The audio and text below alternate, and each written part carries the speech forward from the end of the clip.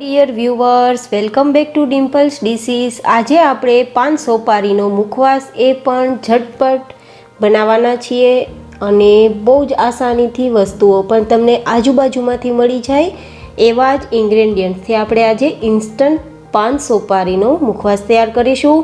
અને ખાસ વાત તો એ છે કે આ મુખવાસને તમે ફ્રીજની બહાર રાખીને પણ 1 થી 1.5 મહિના સુધી રાખી અને તમે ખાઈ શકો છો। તો આવો પાન સોપારી મુખવાસ બનાવવાની શરૂઆત કરીએ।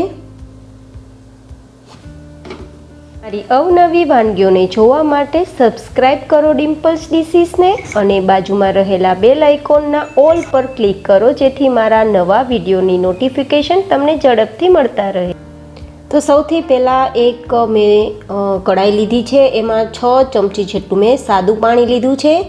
આ પાણીની અંદર હવે આપણે જે ચૂનાની રિફિલ આવે છે, તમને પાનવાળાની દુકાને આ રિફિલ મળી જશે, એ આખી રિફિલ આમાં નાખી દેશું।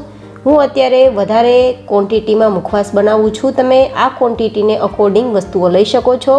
સાથે 1 મોટી ચમચી જેટલો કાથો, 1 મોટી ચમચી જેટલા કાશ્મીરી સુગંધ જેને આપણે બહાર કહીએ છીએ એ નાખેલું છે। અને હવે આ ત્રણેય વસ્તુને બરાબર રીતે આપણે આને મિક્સ કરવાનું છે।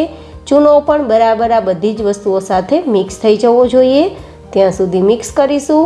હવે આપણે આની અંદર ઇન્ગ્રેડિયન્ટ્સમાં પહેલાં તો લખનવી વરિયાળી લીધી છે 250 ગ્રામ જેટલી, અને આ લખનવી વરિયાળી ન હોય તો સાદી વરિયાળી પણ લઈ શકો છો।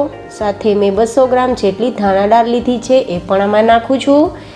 આ હું વધારે ક્વોન્ટિટીમાં બનાવું છું, તમે ઓછી ક્વોન્ટિટીમાં બનાવો તો વસ્તુઓ થોડી વધઘટ કરી શકાય। 50 ગ્રામ જેટલી મીઠી વરિયાળી નાખું છું।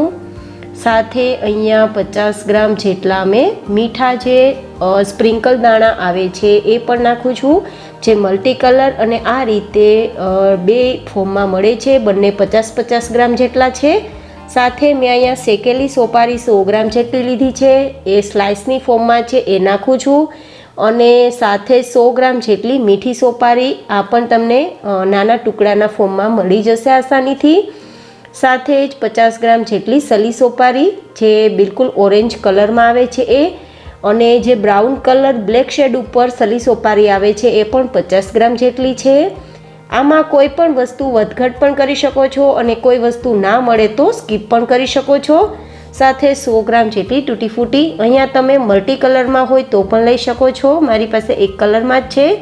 અને મેં આ રીતે નાગરવેલના પાન જે થોડા ઓછા તીખા આવે છે એ લીધા છે, તમને જે મળે એ લઈ શકો છો। અને મેં આ 6 પાન લીધા છે, એને ધોઈ સાફ કરી લૂછી અને બિલકુલ કોરા થઈ ગયા પછી આ રીતે એને નાના નાના ટુકડામાં કાપી અને આમાં નાખ્યા છે, કારણ કે આજે આપણે આ મુખવાસને તડકામાં સૂકવ્યા વગર લાંબા સમય સુધી બહાર જ સ્ટોર કરીને રાખવાના છીએ, તો આ પાન બિલકુલ સૂકા થઈ જાય તો વધુ સારું। તો મેં તડકે નથી સૂકવ્યા, માત્ર કોરા કરીને લીધા હતા।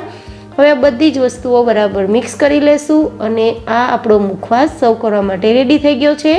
એક વાત ખાસ કે તમે કોઈ એરટાઇટ બોક્સમાં પેક કરજો તો તમારે લાંબા સમય સુધી આ મુખવાસ બહાર રહીને પણ સારો રહેશે। આમાં કોઈ ઇન્ગ્રેડિયન્ટ્સ વધઘટ થતા હોય તો કરી શકાય, ઓછા હોય તો પણ વાંધો નહીં।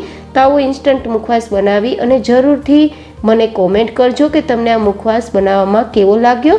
બહુ જલ્દી મળીશું એક નવી જ રેસીપીને લઈને, ત્યાં સુધી bye bye and take care.